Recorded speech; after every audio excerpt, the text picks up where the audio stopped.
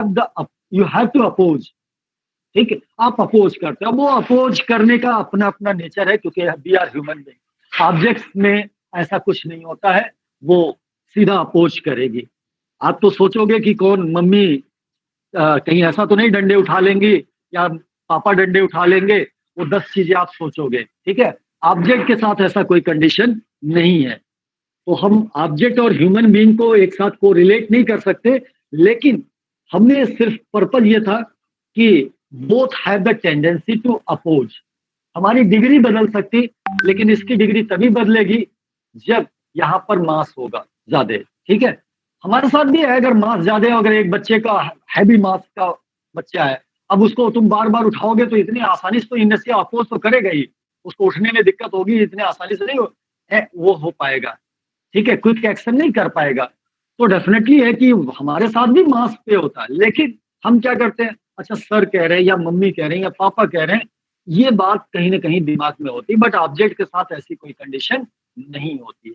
तो only it is a measure of mass inertia, and it is a just opposition, ठीक है। क्योंकि अभी हम एक चीज और आगे आएगा चैप्टर, जो system of particle and rotational motion है, वहां पर एक नया वर्ड आएगा, मूवमेंट ऑफ इनर्शिया।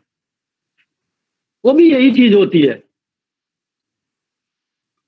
थोड़ा सा हल्का से यहाँ टच दे देते हैं जान करके, लालच लग रहा मुझे, क्योंकि दोनों को अभी आगे हम पढ़ेंगे ही। मूवमेंट ऑफ इनर्शिया क्या होता है, रोटेशनल मोशन में इनर्शिया है। जब कोई बॉडी, आप किसी बॉडी को रोटेट कराने की कोशिश कर रहे हो, तो वहां भी आप उसकी स्टेट को चेंज कर रहे हो। तो inertia in rotational motion is called movement of inertia, ठीक है। जब किसी बॉडी में आप रोटेशनल मोशन देना चाहते हो, जैसे फैन है, रोटेशनल मोशन है वहां पर, आप अगर उस फैन रुका हुआ है आप चलाओगे, तो डेफिनेटली एक अपोजिशन होगी उस बॉडी से, तभी तो आप फोर्स लगाते हो ना। फोर्स की जरूरत क्यों आती है?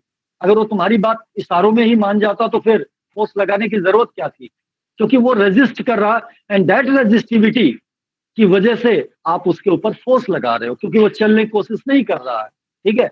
आपने क्या किया, उस बॉडी पर एक फोर्स लगाया, और फोर्स के कारण से वो चलने लगा, या मे भी चलने की कोशिश करने लगा। तो that is called movement of inertia, ठीक है। ये सिंपल इनर्शिया है, इनमें से किसी भी कारण से हो सकता है, but movement of inertia is the basically rotational motion की वजह से क्या इनर्शिया आएगी, कितनी वो रजिस्ट करेगी बॉडी को, that is called movement of inertia, ठीक है। ये आगे डिस्कस करेंगे, बट मूवमेंट ऑफ इनर्शिया अलग एक टॉपिक है। तो ये थी बातें फोर्स और इनर्शिया से रिलेटेड, ठीक।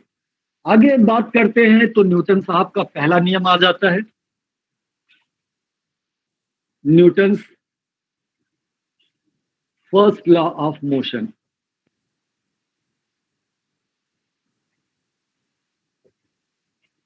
सबको पता है कि अगर कोई ऑब्जेक्ट है, ये तब तक रेस्ट में रहेगी जब तक इसके ऊपर कोई एक्सटर्नल, नेट एक्सटर्नल फोर्स ना लगे। वर्ड यहां पर देखो, अभी तक हम फोर्स की बात कर रहे थे, अभी आप फोर्स में एक वर्ड ऐड कर लेना, नेट, ठीक है। ये जरूरी है, क्योंकि क्लास 9 तक तो फोर्स से काम चल जाता था, बट यहाँ नेट से जरूरी है। क्योंकि जब तक किसी बॉडी के ऊपर हो सकता है, बॉडी पे for example 4 Newton and 4 Newton, ठीक, इस बॉडी पे फोर्स तो लग रहा है बेटा, but net force is 0, so body remains in the rest position, ठीक है। तो कहने का सेंस है कि नेट और फोर्स में बड़ा अंतर होता है। बॉडी पे फोर्स लग रहा, देखिए दो दो फोर्सेस लग रही हैं, but net force on the body is 0, ठीक है।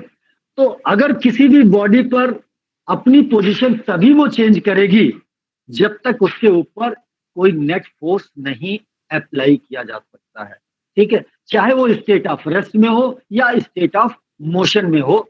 तो यही न्यूटन साहब का पहला लॉ है कि अगर किसी बॉडी की आप स्टेट में, स्टेट ऑफ रेस्ट या स्टेट ऑफ मोशन को चेंज करना चाहते हो, तो definitely you have to apply a net force, not a force.